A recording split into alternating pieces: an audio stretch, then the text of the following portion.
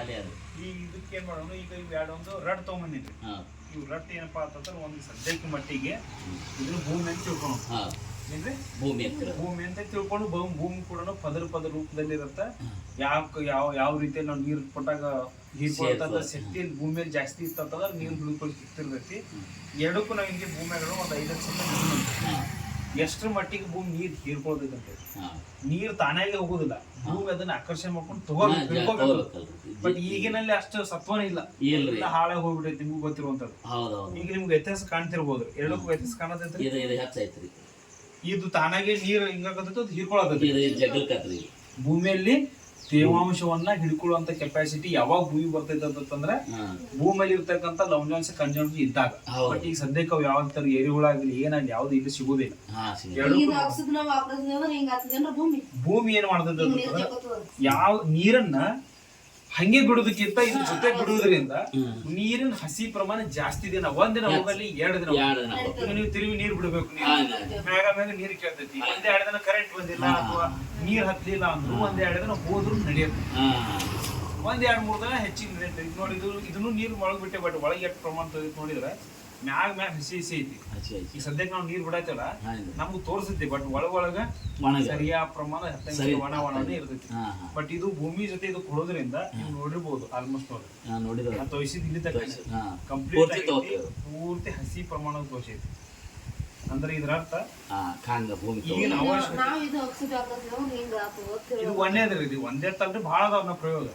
ಇದು ಒಂದೇ ಪ್ರಯೋಗ. ಇದರಿಂದ ನಾವೇನ್ ತಿಳ್ಕೊಂಡಿರ್ತಂದ್ರೆ ನಾವು ಬಿಡುವಂತ ನೀರಿನಲ್ಲಿ ಇದ್ರ ನೀರಿನ ಜೊತೆ ಮಿಕ್ಸ್ ಮಾಡಿ ಬಿಡೋದ್ರಿಂದ ಭೂಮಿ ನೀರು ಆಗಿ ಹೋಗೋದ್ರಿಂದ ಹಿಡಿದಿಟ್ಟು ಆಳ ಹೋಗಿ ತಾಯಿ ಬೇರು ತಂತು ಬೇರು ಹೋಗಿ ಮುಟ್ಸುವಂತ ಕೆಲಸ ಮಾಡ್ತೈತಿ.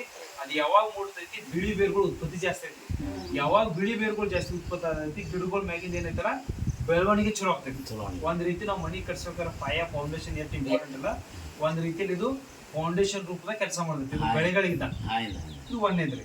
ಎರಡನೇದು ಸಾಕಷ್ಟು ನಾವು ಸ್ಪ್ರೇನು ಮಾಡ್ತೀವಿ. ಸ್ಪ್ರೇ ಅಂತಂದ್ರೆ ನಾವು ಅದು ಕೀಟನಾಶಕ ಆಗಿರ್ಲಿ, ಗೊಬ್ಬರದ ಆಗಿರ್ಲಿ ಅಥವಾ ಟಾನಿಕ್ ಆಗಿರ್ಲಿ ಅದನ್ನು ಮಾಡ್ತಿರ್ತೀವಿ. ಸೊ ಇಲ್ಲಿ ಮಾಡ್ಬೇಕಾದ್ರೆ ರೈತರಿಗೆ ಏನ್ ಸಮಸ್ಯೆ ಅದ ಸದ್ಯಕ್ಕೆ ನಾವು ಅಂತೀವಿ ಎಲ್ಲ ಹೇಳ್ತಾರೆ ಖರ್ಚು ಮಾಡಿ ಎಲ್ಲ ಬಡವರು ಸ್ಪ್ರೇ ಮಾಡಿ ಹೊಡೆದಂದು ಇಡ್ತೀವಿ. ನಮ್ಮ ಕೆಲಸ ನಾವು ಪ್ರೊಸೆಸ್ ಎಲ್ಲ ಮಾಡಿಬಿಡ್ತೀವಿ.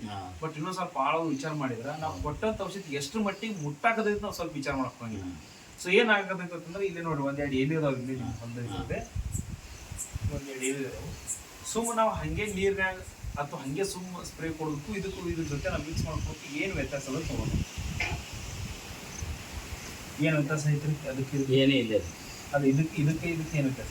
ಇದು ಹಸಿ ಅದು ಎಲ್ಲ ಹೋಯ್ತದೆ. ಅದು ಏನೂ ಇಲ್ಲ. ಅದು ಈಗ ಏನಾದ್ರು ಟಾನಿಕ್ ಅಥವಾ ಏನಾದ್ರು ಖರ್ಚು ಮಾಡಾಕತ್ತೀರಿ, ಆಳು ಹೆಚ್ಚಿರಿ, ಎಲ್ಲಾನು ಮಾಡಿರಿ, ಮಾಡಿ ಅದ್ರ ಜೊತೆ ಕೊಡದಿರಿ.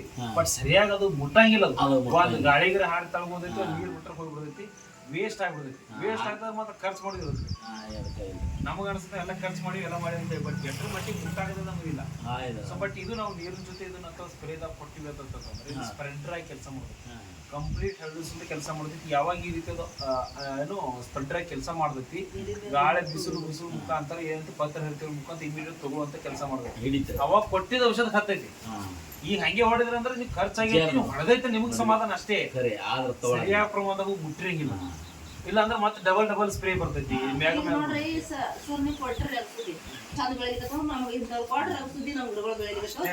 ನಿಮಗ ಅಷ್ಟೇ. ಆದ್ರೆ ನಾವೇನ್ ಮಾಡ್ತೀವಿ ಅಂತಂದ್ರೆ ಸುಮ್ಮ ಹಂಗೆ ಬಂದವ್ರೆಲ್ಲ ಚಲೋ ಅಂತ ಹೇಳ್ತಾರೆ. ಯಾವ ಕಂಪ್ನಿಯವ್ರು ಯಾರು ಹಿಂಗೈತೆ ಯಾರು ಹೇಳಂಗಿಲ್ಲ. ನಾವೇನ್ ಮಾಡ್ತೀವಿ, ಯೂಸ್ ಮಾಡ್ತಿರೋ ಬಿಡ್ತಿರೋ ಗೊತ್ತಿಲ್ಲ, ನಾವು ತಿಳುವಳಿಕೆ ಕೊಟ್ಟು ಹೋಗ್ತೀವಿ. ನೋಡಿ ಇಲ್ಲ ಅದು ನೀವು ವೈಯಕ್ತಿಕ ನಮ್ಮ ಉದ್ದೇಶ, ನಮ್ಮ ಕಂಪ್ನಿ ಉದ್ದೇಶ ಏನೈತಂದ್ರೆ ಸುಮ್ಮನೆ ಯಾರಿಗೋ ಹೋಗಿ ಚಲೋ ಬರ್ತೈತೆ ತಿಳ್ಕೊಟ್ಟು ಹೋಗ್ಬೇಕು. ನಮ್ಮ ಪ್ರಾಡಕ್ಟ್ ಏನೈತಿ ಪ್ರತಿಯೊಂದು ಮಾಹಿತಿ ತಿಳಿಸ್ರಿ, ತಿಳುವಳಿಕೆ ಕೊಡ್ರಿ, ನಾಲೆಜ್ ಕೊಡ್ರಿ. ಆಮೇಲೆ ಯೂಸ್ ಮಾಡ್ಕೊ. ಬಂದ್ ನಾವ್ ಒಂದ್ ಬಡಾವಣೆ ಇಟ್ಟೈತ್ರಿ ಕೊಡೈತೆ ಹೇಳಿ ಹೋಗ್ಬೋದು. ನಮ್ಗೆ ನೀವು ರೊಕ್ಕ ಕೊಟ್ರೆ ಬಿಸ್ನೆಸ್ ಮುಗಿದೋಯ್ತು. ಬಟ್ ಇದು ಎದಕ್ಕೆ ಅವಶ್ಯಕತೆ ಐತಿ, ಹೆಂಗ್ ಯೂಸ್ ಆಗತ್ತೆ, ಎದಕ್ ಬೇಕು, ತಿಳುವಳಿಕೆ ಭಾಳ ಇಂಪಾರ್ಟೆಂಟ್. ಇದು ತಿಳುವಳಿಕೆ ಇತ್ತಂದ್ರೆ ಮುಂದೆ ನಿಮಗಾದ್ರೂ ಕೂಡ ಸ್ವಂತ ನೀವೇ ಮಾಡ್ಬೋದು. ಅದಕ್ಕೆ ಹೇಳೋದಕ್ಕೆ ನಾವೆಲ್ಲ ಇದನ್ನ ಮಾಡಿ ತೋರ್ಸತ್ತೆ. ಏನ್ ಪ್ರಾಡಕ್ಟ್ ಏನ್ ಕೆಲಸ ಮಾಡೋದು ಗೊತ್ತಾಗಬೇಕಲ್ಲ. ಚಲೋ ಅಂದ್ರೆ ಒಂದ್ ಓಣ್ಯಾಗ ಮುಗಿದೈತಿ, ಒಂದ್ ತಾಸು ಹೇಳಿದ್ರು ಒಂದ್ ತಾಸು ನೀರು. ಇದು ಎರಡನೇ ರೀತಿಯಲ್ಲಿ ಒಂದ್ ರೀತಿ ಕೆಲಸ ಮಾಡೋದು. ಮೂರನೇದು ಇನ್ನೊಂದು ಏನಪ್ಪಾ ಅಂತಂದ್ರೆ ಸಾಕಷ್ಟು ಗೊಬ್ಬರ ಹೋಗಿರ್ತೈತೆ ಭೂಮಿಗೆ. ಹೌದಲ್ರಿ? ಗೊಬ್ಬರ ಹೋಗಿದೆ ಇದೊಂದು ಉದ್ದೇಶ. ಸಾಕಷ್ಟು ನಾವು ಅದಕ್ಕೆ ಏನ್ ಗೊಬ್ಬರ ನೋಡ್ತೀವಿ, ಬೆಳೆಗೆ ಕೊಡ್ಬೇಕು, ಟೈಮ್ ಗೊಬ್ಬರ ಒಯ್ಯಕತ್ತೀವಿ. ಬಟ್ ಅಲ್ಲಿ ಕೂಡ ಖರ್ಚು ನಮ್ಗೆ ಬಂದೇ ಬರ್ತೈತಿ.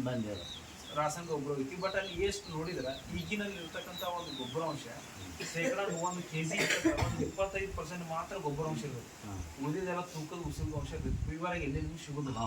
ಬಟ್ ಯಾವುದೇ ತರದ ಗೊಬ್ಬರ ಈಗಿಂದು ನೀವೆಲ್ಲರೂ ಒಂದು ದಿವಸ ಗೊಬ್ಬರ ಹಾಕಿದ್ರಂದ್ರೆ ಇಮಿಡಿಯೇಟ್ ಆಗಿ ಕರಗೋದೇ ಇಲ್ಲ. ಈಗ ನಾವು ಏನ್ ಮಾಡ್ತೇವೆ, ಒಳ್ಳೆದು ಗೊಬ್ಬರ ಹೋಗಿತೀವಿ, ಗೊಬ್ಬರ ಹೋಗಿದ್ಮೇಲೆ ಅದಕ್ಕೆ ನೀರು ಬಸ್ತೀವಿ. 1 ನೀರು 2 ನೀರು 3 ನೀರು ಎದಕ್ಕೆ ಗೊಬ್ಬರ ಕರಬೇಕು. ಇಲ್ಲಿ ಕ್ವಶನ್ ಇರೋದು ಗೊಬ್ಬರನೇ ಕರಗಂಗಿಲ್ಲ. ಮತ್ತೆ ಕೆಲಸ ಹೆಂಗಾಗ್ತೈತಿ? ಕೆಲವೊಂದು ಕಡೆ ನೋಡ್ಬೋದು ಎಷ್ಟೋ ಕಬ್ಬುಗಳು ದಂಡಿ ಹೋದ್ರು ಕರಗಿರಂಗಿಲ್ಲ. ಮತ್ತೆ ಉದ್ದೇಶ ಏನ್ರಿ? ವೇಸ್ಟ್ ಆಗ್ತೈತಿ. ಸೊ ಏನಾಗ್ತದೈತೆ ಅಂದ್ರೆ ಈಗಿನ ಪರಿಸ್ಥಿತಿಯಲ್ಲಿ ಭೂಮಿಯಲ್ಲಿ ಅಷ್ಟು ಕರಗಿಸುವಂತ ಶಕ್ತಿ ಅದರಲ್ಲಿ ಇಲ್ಲ. ನಾವು ಬಿಡ್ಲಾರ ನಮ್ಮ ಕರ್ಮ. ಹಿಂಗಾಗಿ ಈಗ ನಾವು ಸುಮ್ ಭೂಮಿಯಲ್ಲಿ ಹೋಗದಾಗ ಈ ರೀತಿ ಭೂಮಿಯಲ್ಲಿ ತೇಲಿ ಇರುತ್ತೆ. ಇದು ಗಂಧಕ ಐತ್ರಿ. ಗಂಧಕ ಅಂದ್ರೆ ನಿಮ್ಗೆ ಗೊತ್ತೈತ್ರಿ, ಬಿತ್ತನ ಟೈಮ್ನಾಗ ಆಗಿಲ್ಲ ಯಾವುದೇ ಗೊಬ್ಬರ ಕಂಪಲ್ಸರಿ ಅದ್ರ ಕಂಟೆಂಟ್ ಇದೆ. ಸೊ ಇದನ್ನ ನಾವು 15 ಜೊತೆ ಮುಖಾಂತರ ಕೊಟ್ಟಿವಿ ಅಂದ್ರೆ ಇಮಿಡಿಯೇಟ್ ಆಗಿ ಕರಗಿಸುವಂತ ಕೆಲಸ ಮಾಡ್ತೀವಿ. ಯಾವಾಗ ಅದು ಕರಗುತ್ತೈತಿ ಅವಾಗ ಅದ್ರ ಸತ್ವವನ್ನ ಮಣ್ಣಿನಲ್ಲಿ ಸೇರ್ಕೊಂಡು ಮಣ್ಣಿನ ಮುಖಾಂತರ ಬೇರುಗಳ ಮುಖಾಂತರ ಹೋಗಿ ಬೆಳೆಗೆ ಮುಟ್ಟುವಂತ ಕೆಲಸ ಮಾಡ್ತೈತಿ. ಸೊ ಅವಾಗ ಅದಕ್ಕೊಂದು ಬೆಲೆ ಬರುತ್ತೆ. ಅಂದ್ರೆ ಎಕ್ಸಾಂಪಲ್, ಈಗ ನಾವು ಮನುಷ್ಯ ಹಸುವಿದಾಗ ಊಟ ಕೊಟ್ರೆ ಚಲೋ, ಈಗ ಬೆಳೆಗೆ ಗೊಬ್ಬರ ಅವಶ್ಯಕತೆ ಐತಿ, ಒಗದೇರಿ ಕರಾಕ್ ಚಲೋ ಇಲ್ಲ. ಮತ್ತೊಂದು 4 ದಿನ ಟೈಮ್ ವೇಸ್ಟ್, ಎಲ್ಲಾನು ವೇಸ್ಟ್ ಹಂಗೆ ಹಾಕೋದು ಹೋಗ್ಬಿಡ್ತಿತ್ತು. ಕೊಡೋ ಟೈಮ್ ಕೊಡೋದ್ರಿಂದ ಪ್ರಯೋಗ ಮಾಡೋದೈತಿ. ಮತ್ತೆ ಇನ್ನೊಂದು ಎಲ್ಲಕ್ಕಿಂತ ಹೆಚ್ಚಿಗೆ ನಾನು ಹೇಳಿದ್ರೆ ಆರ್ಗ್ಯಾನಿಕ್ ಅಂತ ಹೇಳಿದೆ.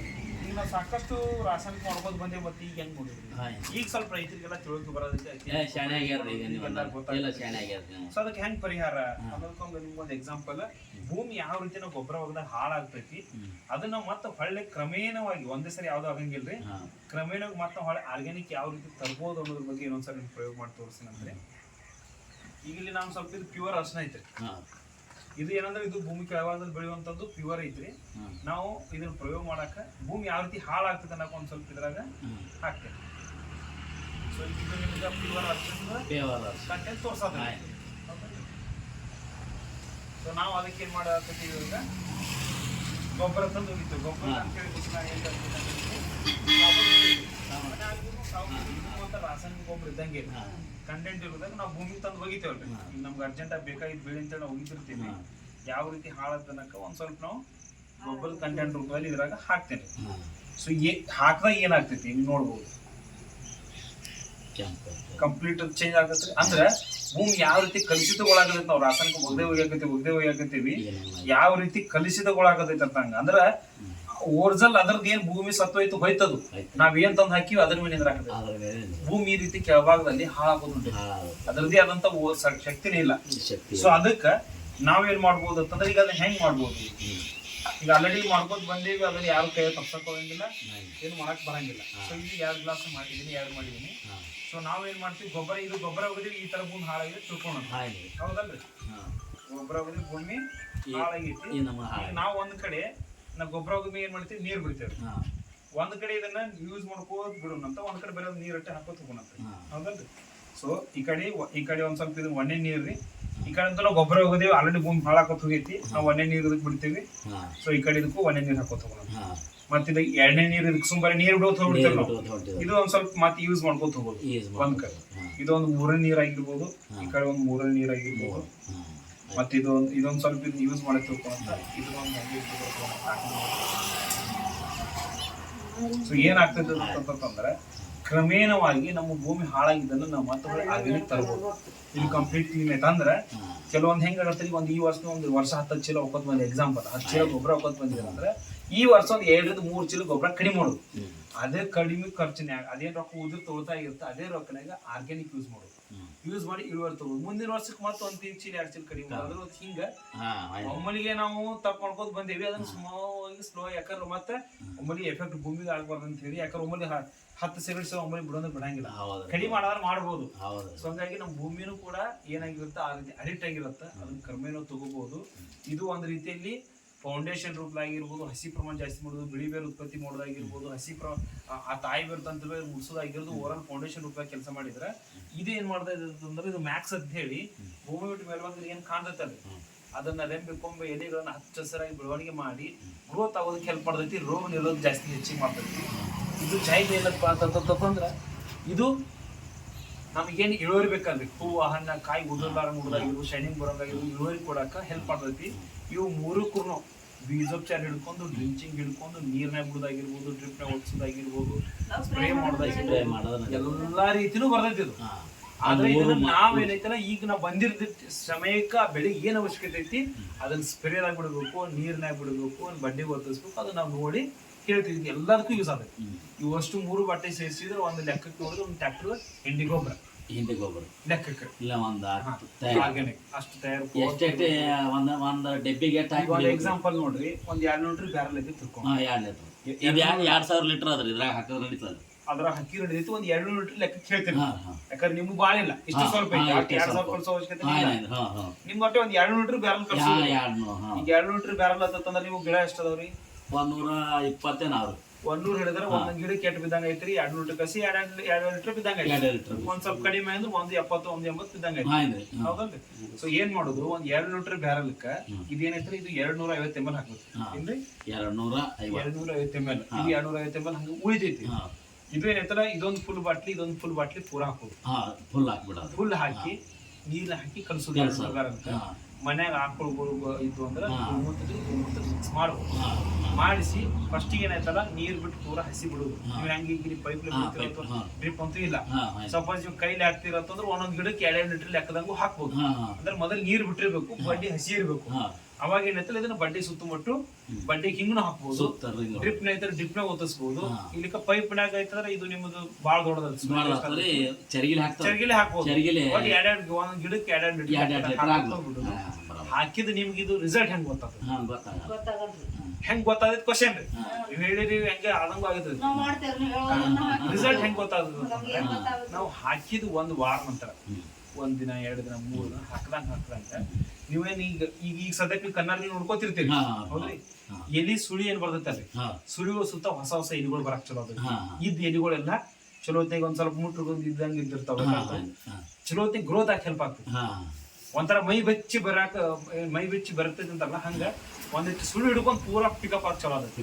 ಅದ್ ಯಾವಾಗ ಆದತಿ? ಬೆಳವಣಿಗೆ ಚಲೋ ಆಗ್ತದೆ. ಬೆಳವಣಿಗೆ ಚಲೋ ಆದತಿ. ಫಸ್ಟಿಗೆ ಒಂದ್ಸರಿ ಬಡ್ಡಿಗೆ ಬಿಡ್ರಿ, ಮುಂದೆ ನಿಮ್ಗೆ ಹಂಗೆ ಅದು ವಾರಕ್ಕೊಂದ್ ದಿನ ಬೇರೆ ಕಾಣಿಸ್ತತಿ, 15 ದಿನಕ್ಕೊಂದ್ ಬೇರೆ ಕಾಣಿಸ್ತತಿ, ಮತ್ತೊಂದ್ 20 ದಿನ ಬೇರೆ ಕಾಣಿಸ್ತತಿ, ಮತ್ತೊಂದ್ 25ರಿಂದ ಒಂದು 30 ದಿನ ಒಳಗ ಒಂದ್ಸಲ ಆಲ್ರೆಡಿ ಬಡ್ಡಿ ಬಿಟ್ಟಿರ್ತೀವಿ, ನೆಕ್ಸ್ಟ್ ಬಡ್ಡಿ ಬಿಡುದಿಲ್ಲ. ನೆಕ್ಸ್ಟ್ ಏನ್ ಮಾಡುದ್ರಿ, ಅವಾಗ ಸ್ಪ್ರೇ ಮಾಡಿ ಇದೇ ಈಗ ಆಲ್ರೆಡಿ 250 ml ಉಳಿದಿರ್ತೈತಿ. ಇದು ಖಾಲಿಯಾಗಿರ್ತೈತಿ. ಇದನ್ನ ಮತ್ತೆ ತಗೊಳಂಗಿಲ್ಲ. ಅಂದ್ರ ಇದನ್ನ ಇನ್ನೊಂದ್ ಬಾಟ್ಲಿ ಇದೊಂದ್ ಬಾಟ್ಲಿ ಇದು 250 ml ಸೇರಿಸಿ ಒಂದು 25 ದಿನ ನಂತರ ಬಡ್ಡಿಗೆಲ್ಲ ನೀರ್ ಬಿಟ್ಟು ಮ್ಯಾಗ ಏನೈತಲ್ಲ ಹಸಿ ಇದ್ದಾಗ ಮ್ಯಾಗ ಅದ್ರ ಸಂಜೆ ಟೈಮ್ನಾಗ ಒಟ್ಟು ಗಿಡಗಳಿಗೆ ಚಂದಾಗಿ ಸ್ಪ್ರೇ ಮಾಡಿಬಿಟ್ರೆ ಇವು ಈ 2 ಡೋಸ್ನ್ಯಾಗ ನಿಮ್ಗೆ ಆಲ್ಮೋಸ್ಟ್ ಇದು ರಿಸಲ್ಟೇ ಪಡ್ಕೊತಾರೆ.